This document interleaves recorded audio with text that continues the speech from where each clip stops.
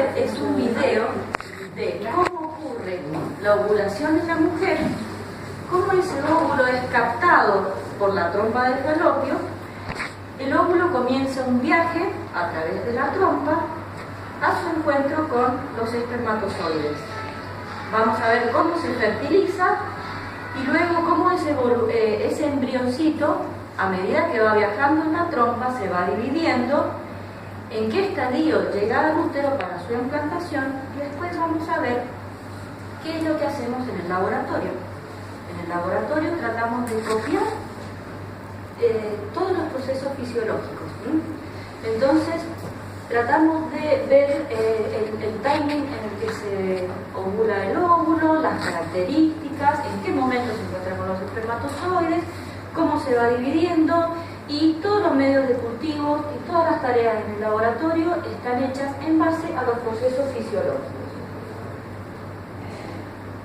Este es el video, es un video muy bonito con imágenes reales. Eso es un óvulo rodeado por un conjunto de células, y así es como sale. Vamos a ver acá el proceso de ovulación. Este es el ovario, ese es el folículo que va a ovular. Esta es la trompa que tiene fimbrias que van a rodear al ovario. Esas fimbrias están en constante movimiento. Cuando ese óvulo está maduro, el día 14 del ciclo, se rompe el folículo y se libera el óvulo junto con un montón de células que se llama cumulus óvulos. Esas células forman parte de lo que nosotros llamamos células granulosas, que son las que van a producir progesterona a partir de la segunda mitad del ciclo. Son las que van a producir el endometrio enriquecido para que se implante el embrión, y una serie de características más. Ese óvulo que ha sido ovulado y que sale a la cavidad peritoneal, inmediatamente por movimientos de la trompa, todas estas son células que lo rodean, del ovulito es ese, por células de la trompa, es captado y comienza su viaje hacia el interior de la trompa. Esto es aproximadamente el día 14 del ciclo. Esa es la trompa por donde va a ir pasando el óvulo. Vos podés, Jorge, añadir todo lo que vos puedas aportar, es bienvenido. Ya saben de la progesterona, pues ya son los ovulitos que vamos a usar. Las trompas tienen movimientos de tipo peristáltico para que se vaya desplazando ese ovulito, y tienen en su epitelio unas cilias que ya vamos a ver, que son las que favorecen también con su movimiento el desplazamiento del desplazamiento del óvulo.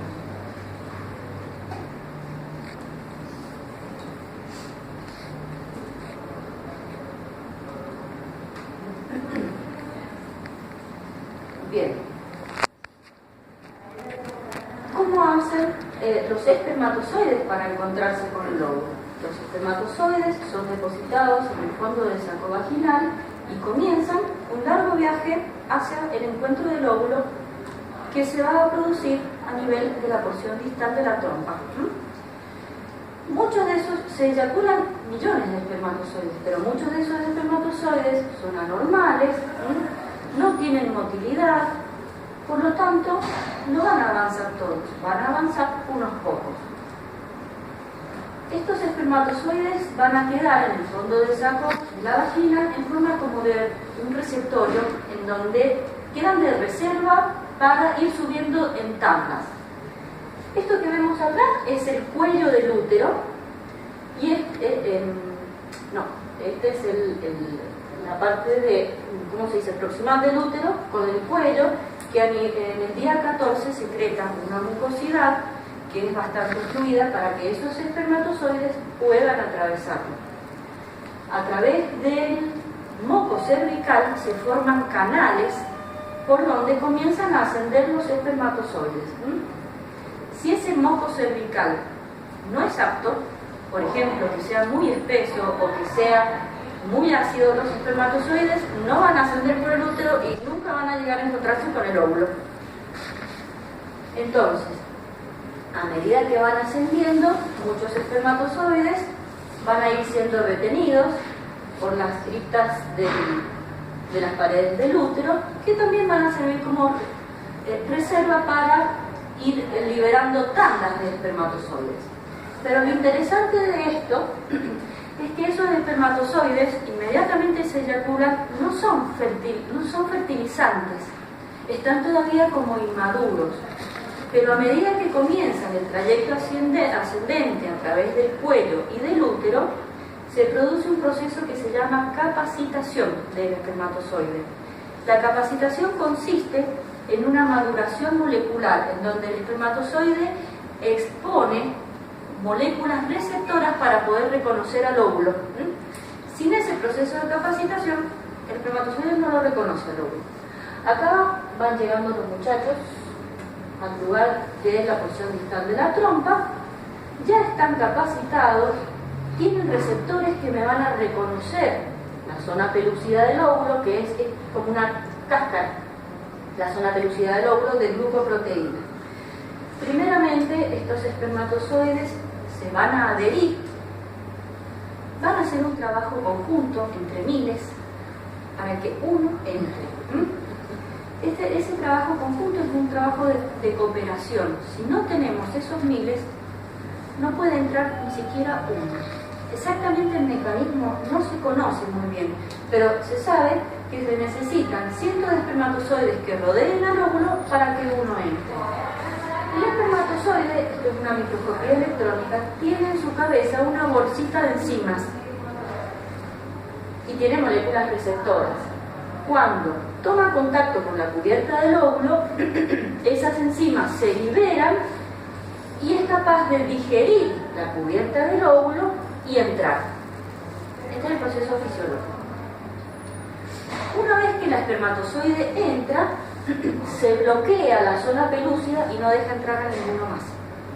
Ese es el mecanismo normal.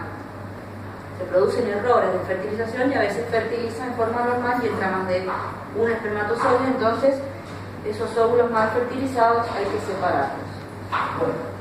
Este óvulo que ha sido fertilizado se despierta de su estadio que estaba detenido en el proceso de división y se van a formar los núcleos que corresponden a un núcleo del papá y a un núcleo de la mamá.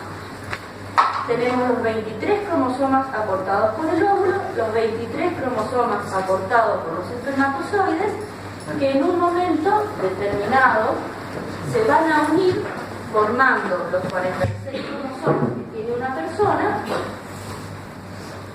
O sea que el espermatozoide aporta su complemento cromosómico, sus 23 cromosomas. Una vez que se unen los dos núcleos, el del papá y el de la mamá, tenemos un embrión genéticamente formado diferente a sus progenitores.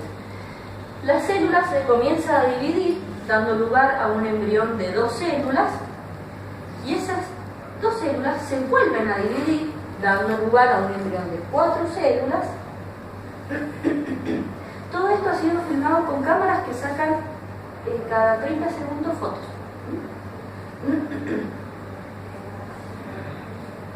Ahí tenemos el embrión de 4 células. Cada una de estas células se divide y nos da un embrión de 8 células. Esto ya son las 72 horas de haber sido fertilizado y vamos viajando por la trompa. Cada una de esas células se vuelve a dividir y me va a dar lugar a una mórula.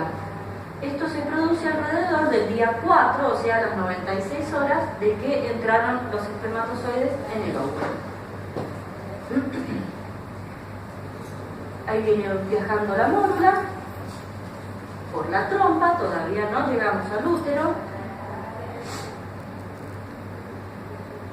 Se va a ir desplazando, y a medida que se va desplazando, se van produciendo fenómenos en el interior de ese embrión que se está generando. Las células se siguen dividiendo constantemente y luego del estadio de mórula se va a empezar a formar lo que llamamos o se conoce como blastocisto.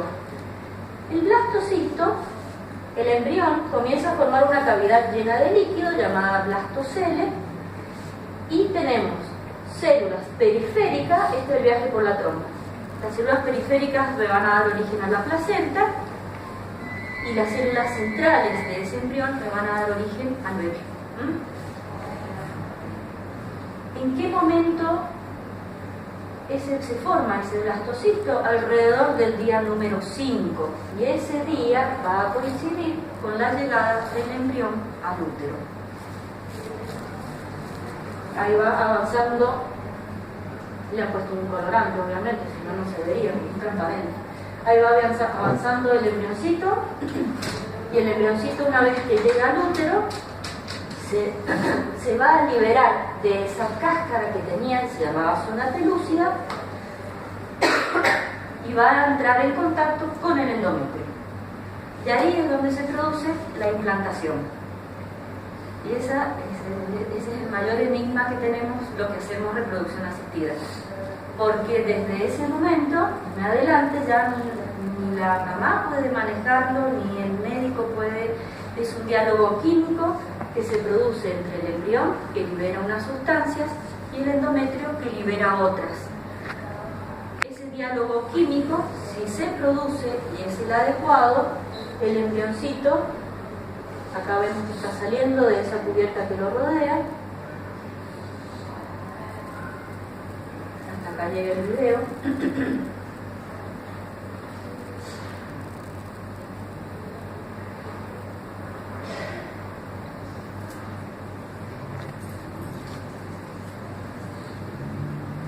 Ahí sale.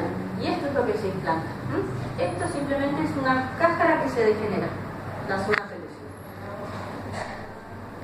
Creo que hasta ahí llega el video. Bien, este embrioncito toma contacto con el endometrio. Si se produce el diálogo químico adecuado, comienza a, primero se adhiere, primero se posiciona, después se adhiere y después invade el endometrio, produciéndose la implantación.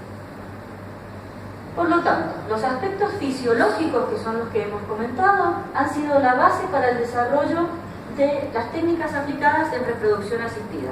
Nosotros en el laboratorio tratamos de copiar todo esto. Desde el punto de vista del laboratorio, las técnicas las dividimos en técnicas de baja complejidad y técnicas de alta complejidad. Las técnicas de baja complejidad es lo que llamamos inseminación intrauterina. ¿En dónde?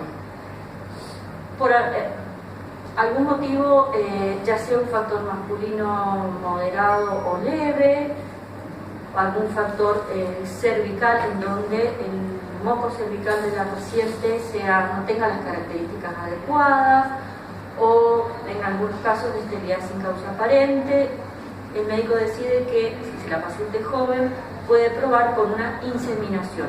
La inseminación, lo que hacemos es depositar en forma no natural, porque se prepara la muestra, depositar los espermatozoides en el tracto reproductor de la mujer con el objetivo de conseguir una gestación. Si estamos trabajando con la muestra de la pareja, la inseminación se llama homóloga, y si es una muestra de donante se llama hetero. ¿En qué consiste? ¿Qué partes tiene la inseminación? La parte femenina, debemos estimular levemente el ovario con un monitoreo ecográfico para que la paciente, en vez de producir un óvulo, que es lo que producimos normalmente por mes, produzcamos 2 o 3. ¿Por qué? Porque ya van a ver ustedes que hay que aumentar las posibilidades de que ese óvulo fertilice, de que ese óvulo... me dijo que sacara por... de que ese óvulo se desarrolle y que ese óvulo implante. Por eso es que se hace una leve estimulación en la mujer. ¿Qué hacemos desde el punto de vista del varón? Desde el punto de vista del varón tenemos que preparar la muestra. La muestra, una vez que es eyaculada en un recipiente estéril, se va a procesar. ¿Para qué? Para que nosotros podamos separar los mejores espermatozoides, que tienen mejor motilidad y mejor morfología, y colocar en el útero de la mamá un concentrado de esa muestra de óptimas condiciones y descartar todas las células muertas, dendritos, leucocitos y demás que vienen en la muestra de seno. Entonces, hay varias técnicas. Una de ellas consiste en centrifugar a través de un medio de cultivo determinado, y van a quedar en el fondo del tubo solamente un concentrado de los espermatozoides buenos. Descartamos todo el sobrenadante y ese concentrado de espermatozoides es lo que nosotros vamos a utilizar. Los medios que se utilizan, por supuesto, son estériles, y estos medios le van a dar al espermatozoide todo lo necesario para que ese espermatozoide se capacite, que era lo que ocurría en el tracto femenino. Bueno, acá ocurre en el laboratorio en presencia de los medios de cultivo que le colocamos.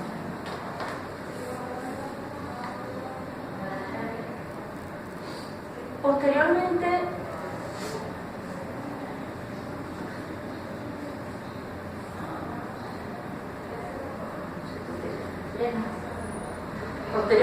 se va a cargar en la jeringa, en el preparado del semen, y se va con un pequeño catéter a través del útero, se va a depositar en el fondo del útero los espermatozoides. Estos son espermatozoides, los cuales van a ir nadando, y en la porción distal de la trompa van a encontrar al óvulo que teóricamente debería haber ovulado y se debería producir el encuentro. Esa es la inseminación. Simplemente se prepara la parte femenina con una estimulación ovárica leve, se prepara la parte masculina, y en el momento de la ovulación se colocan los espermatozoides preparados. Las técnicas de alta complejidad son técnicas más complejas porque la mujer recibe una estimulación que es un poquito más fuerte, y aparte tenemos que extraer los óvulos para fertilizarlos de forma extracorpórea en las estufas. La inseminación se fertilizan en la trompa, en cambio estas técnicas lo fertilizamos en forma in vitro. Hay dos métodos: la fertilización in vitro común y el ICSI. ¿De qué va a depender uno o el otro? De la muestra masculina. Si la muestra masculina es normal, hacemos una fertilización in vitro común, y si la muestra masculina tiene alguna alteración, hacemos lo que llamamos ICSI, que ya vamos a ver. ¿En qué consiste la fecundación in vitro? Consiste en lo siguiente: en hacer una estimulación de la maduración folicular, aspirar los ovocitos justo antes de que la mujer los ovule sola, ¿no es cierto? Por vía vaginal, mediante el uso de un ecógrafo, y su inseminación e inyección con los espermatozoides fuera del organismo materno. Tras la fecundación y posterior división del embrión, los embriones se van a transferir al útero de la mamá. El paso número 1 es la inducción de la ovulación, en donde la paciente va a aplicarse hormonas para que ese ovario produzca varios óvulos.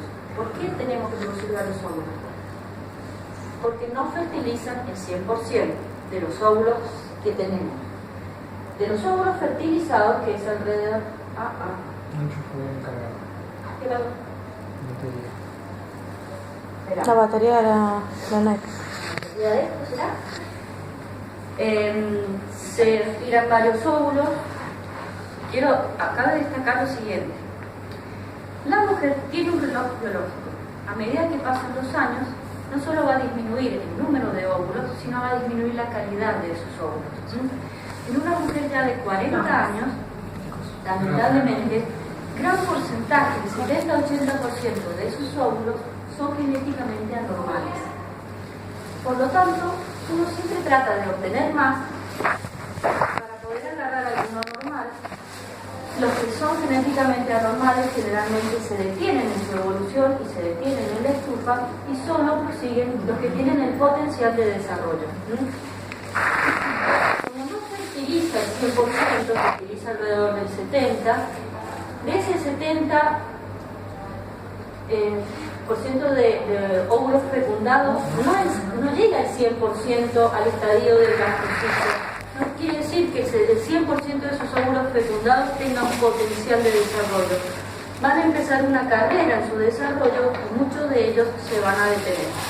Alrededor, estadísticamente, las estadísticas mundiales son que el 50% de los óvulos fecundados tienen un potencial de desarrollo para llegar al estadio de blastocisto, que es el estadio que buscamos obtener para hacer luego la transferencia del embrión. Por eso es que se estimula y se trata de obtener una mayor posibilidad con la obtención de los óvulos.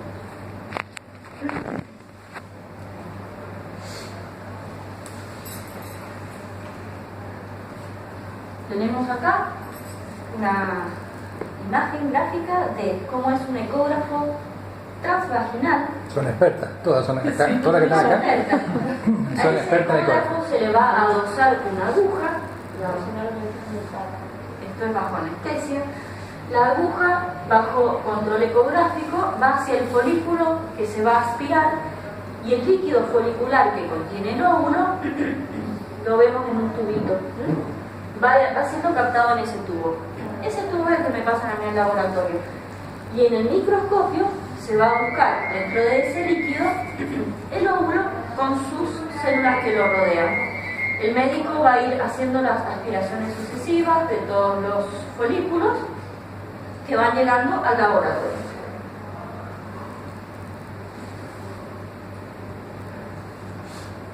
En el laboratorio, ¿qué hacemos? Vamos agarrando todos los óvulos, y estos óvulos los vamos a clasificar en que en óvulos maduros, inmaduros, óvulos granulados, óvulos normales, óvulos vacuolados. Ojalá salieran siempre divinos. Muchas veces de la cohorte de óvulos que obtenemos, muchas veces está la mayoría lindo, y hay otras veces que depende de la paciente, de su patología, si la paciente fuma, si la paciente tiene poliquitosis ovárica, si tiene endometriosis.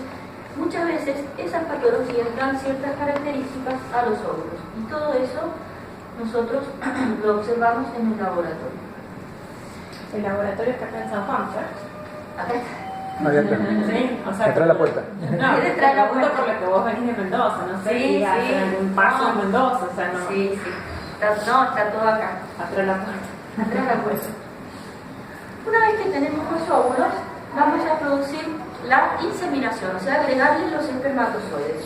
Y hay dos métodos. Si la muestra del varón es buena, que se prepara de la misma manera que les comenté recién, eligiendo una población rica en espermatozoides móviles de muy buena morfología. Vamos a colocar los ovulitos en una placa y le vamos a colocar los espermatozoides al lado, una boquita de espermatozoides. Ellos solitos van a nadar, van a encontrar el óvulo, con sus receptores se van a pegar y van a entrar. Ese proceso se llama fertilización in vitro. Y si bien es en la estufa, está fertilizando en forma espontánea, porque está entrando solo el espermatozoide adentro del óvulo. Cuando la muestra del varón es normal, podemos hacer eso. Pero cuando la muestra del varón tiene un bajo recuento o una baja motilidad, debemos elegir el espermatozoide de mejor morfología y motilidad, lo tomamos con una aguja y lo vamos a introducir en forma activa dentro del óvulo. Ese es el micromanipulador, este es el óvulo. Estos son casos en donde no tenemos los miles que necesitamos para rodear el óvulo y que uno entre. ¿Por qué? Porque la muestra del varón tiene una concentración muy baja. Entonces debemos inyectar. No se alcanza a ver el espermatozoide dentro de la aguja. Acá está. Yo porque lo único que veo son espermatozoides, pero ahí, ¿no lo ven? No sé. Miren el tamaño del espermatozoide con el tamaño del óvulo. Y lo agarra. ¿Tenés algún videito que capté en... Ahí está. Y lo- Hay que romper corta bien la la cola. membrana del óvulo para poder Corta la se cola, rompió. Y lo ahora hace así como este un puntito que ven pañuelo. acá es el espermatozoide. Así lo saca. Ahí lo depositamos adentro del óvulo. O sea que se hace una técnica o la otra dependiendo de la muestra del varón. Esos óvulos fertilizados, ya sea por FIV o por ICSI, se colocan en las estufas de cultivo y al día siguiente, a las 18 horas de haberle colocado los espermatozoides, vamos a ver si ese óvulo se activó en su proceso de fertilización. ¿Y qué es lo que tenemos que buscar? la presencia de dos pronúcleos que corresponderían al núcleo del papá y al núcleo de la mamá. Cromosomas aportados por el papá, cromosomas aportados por la mamá. Eso es lo que se llama inspección de fertilización. Ahí yo le voy a llamar por teléfono y le voy a decir, tenemos tanto. Bien. ¿De verdad? ¿Verdad? ¿Tantas horas recién? Claro, yo le Al día siguiente de colocarle los espermatozoides tenemos que ver este estadio. Puede suceder que no fertilicen, en muy bajo porcentaje puede ser que no fertilicen ningún óvulo, pero puede ser. Por problemas moleculares en cuanto a la maduración del óvulo o del espermatozoide. Estos dos núcleos se van a juntar a las 24 horas de haberle colocado los espermatozoides y se va a dividir el óvulo dando lugar a un embrión de 2 células, posteriormente a uno de 4 células. Cada una de esas células se divide en 2 y me da lugar a un embrión de 8 células. Y cada una de esas células se divide en 2 por un proceso llamado mitosis y me va a dar lugar al estadio de mórula y de blastocisto. Yo estas fotos se las puse porque no todos los embriones que obtenemos en el laboratorio son embriones viables y son embriones de buena calidad. Hay diferentes parámetros que me permiten a mí, vamos a ver de vuelta, clasificar el embrión en embriones de excelente calidad, muy buena, regular y mala. Ya sea la presencia de fragmentos, la presencia de las células desiguales, una evolución lenta del embrión. Todos esos son detalles que se van registrando día a día en el cultivo del laboratorio para que nosotros le otorguemos al embrión una clasificación excelente, regular, mala. Aquellos embriones que tienen clasificación de excelente y de muy buena tienen mejor potencial de implantación que los otros embriones. ¿De qué va a depender que yo tenga embriones buenos o malos en la estufa? De muchísimos factores. Va a depender de la patología de base. Si hay un factor femenino, si hay un factor femenino más masculino, si hay de la edad de la mujer, de qué me va a depender. Si la mujer fuma, endometriosis, de poliquistosis, etc. La calidad embrionaria que obtenemos en el laboratorio es el reflejo de sus papás, digamos. Todas estas estimulaciones ováricas y los controles ecográficos que hace el doctor y el detalle que se tiene, el doctor dice a tal hora la inyección, a tal hora el control, a tal hora el estradiol, tiene su porqué, porque tratamos de optimizar todos los procesos para que las variables que están fuera del manejo del equipo médico se reduzcan al mínimo. El embrioncito, cuando ya llega al estadio de 8 células, comienza a formarse una cavidad y llegamos al estadio de blastocisto, que se forma la capa externa que me da origen a la placenta y esta es la capa interna o masa celular que da origen al embrión. Este es el estadio de cultivo, que es el máximo estadio que podemos tener en la estufa. Se producen en el día 5 de cultivo y aproximadamente el 50% de los embriones que fertilizan llegan al estadio de blastocisto. No todos los blastocitos tampoco son de excelentísima calidad, ojalá así fuera. Los de excelentísima calidad tienen un porcentaje de implantación del 50-60% y nosotros nos ponemos re felices. Les quería decir una cosa. ¿Cuándo hacemos que el embrión llegue hasta el día 5 de cultivo en la estufa? Cuando nosotros tenemos varios embriones para cultivar, porque si la paciente tiene un embrión o 2 ovulitos que le fecundaron, muchas veces no tiene sentido hacer el cultivo prolongado a día 5 porque igual le vamos a transferir esos 2. Y yo siempre digo que soy muy defensora de las cuestiones naturales. Si yo puedo esos embrioncitos colocarlos en el útero lo antes posible, lo voy a hacer. porque siempre, por más que usemos medios de cultivo de excelentísima calidad y equipamiento de última generación, el útero de la mamá va a ser mejor estufa que las estufas. Cuando cultivamos a blastocisto, cuando tenemos varios embrioncitos, 4, 5, 6, y queremos ver cuál de ellos llega al estadio. O sea que el cultivo de blastocisto se utiliza para facilitar la selección del mejor embrión. Si tenemos uno o dos, muchas veces decidimos transferirlos en el día 2 o en el día 3 al útero de la mamá, porque ahí no hay nada que seleccionar, van a ser esos dos.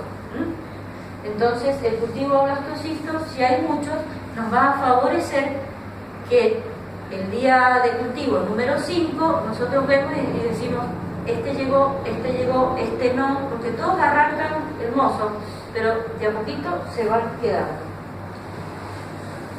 Una vez que hemos llegado al estadio de transferencia que hemos decidido, ya sea día 2, día 3 o día 5, cualquiera de los 3 días tiene la misma tasa de implantación.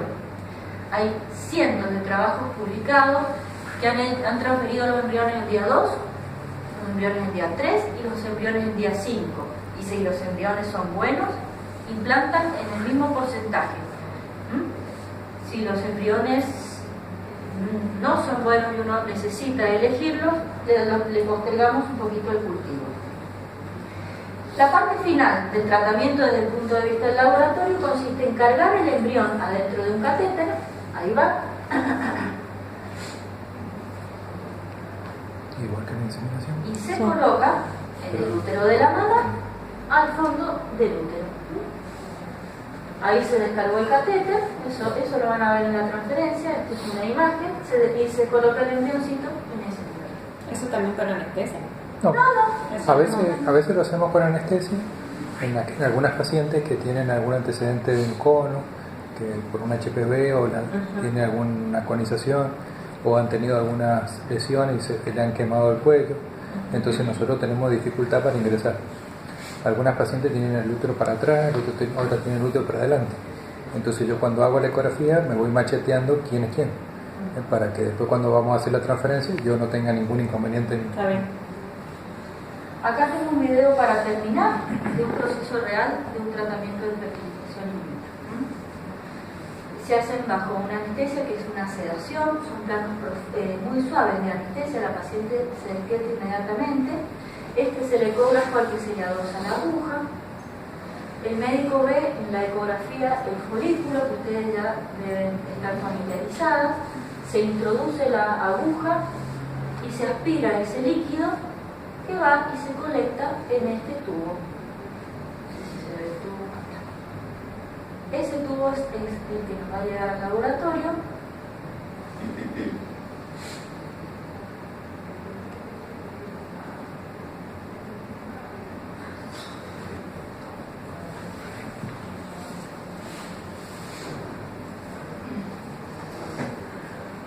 En el laboratorio lo separamos de restos de sangre, restos de células y vamos a clasificar esos ovocitos para saber y ya tener una idea de la calidad del embrión.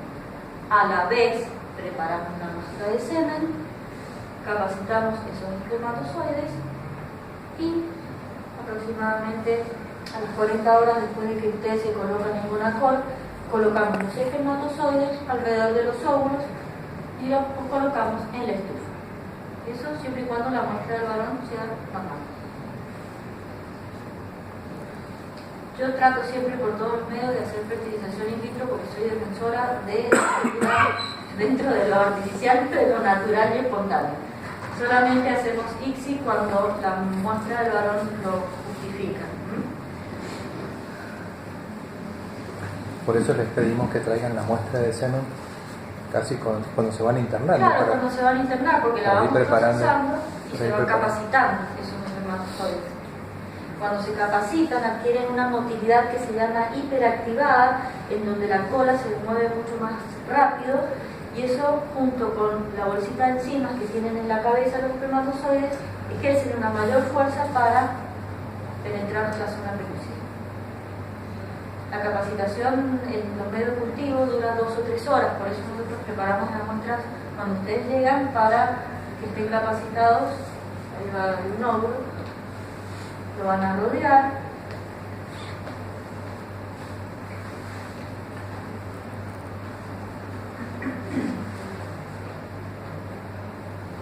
Hay cierta selección. Después de un par de, cuando hacemos fertilización in vitro, un par de días después todavía siguen pegados los una capacidad de seleccionar la vuelta de la colonia. Espermatozoides. Se ha visto que si uno toma esos espermatozoides de ahí y le hace una tinción morfológica, esos espermatozoides que están adheridos son todos normales, no hay ninguno normal. Así que la zona pelosidad sabe lo que hace, digamos. Ese es el ovulito, así se ve en el laboratorio, con las células granulosas que van a producir la progesterona. En este momento lo que hacemos es pelarlo para poder inyectarlo, porque yo no puedo inyectarlo con toda esa cantidad de células, en caso de ser un ICSI. Entonces tengo que tomar esos óvulos, los voy a pelar con una enzima, le voy a sacar todas las células que lo rodean y de esa manera yo constato que estos óvulos estén maduros para poder inyectarlos. Esto lo hacemos en el caso del ICSI. Si no, directamente le ponemos los espermatozoides. Bueno, esta es una afirmación, no sé si la quieren ver de nuevo. La aguja del ICSI son todos materiales que tienen una calidad del tamaño de la aguja, casi del tamaño de la cabeza del espermatozoide. Mira, ahí está. Ahí está captando. Se colocan en un medio en donde se les dé un poco la motilidad para poder agarrarnos.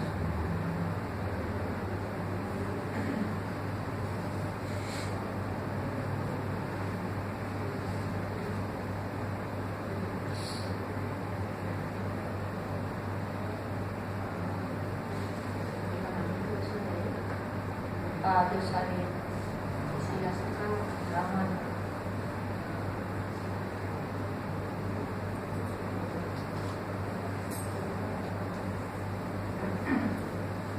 ¿Es necesario hacer reposo absoluto esos días después de la implantación?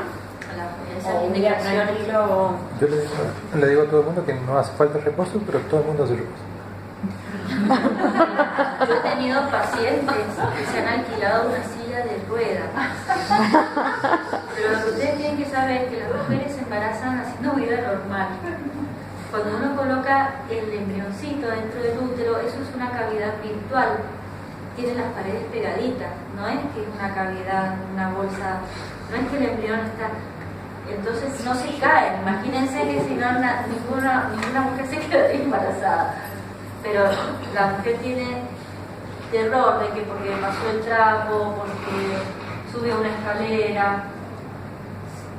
Si no se da el embarazo, es algo mucho más complejo que eso, el motivo. Bien, doctora, esas son palabras que había que decir.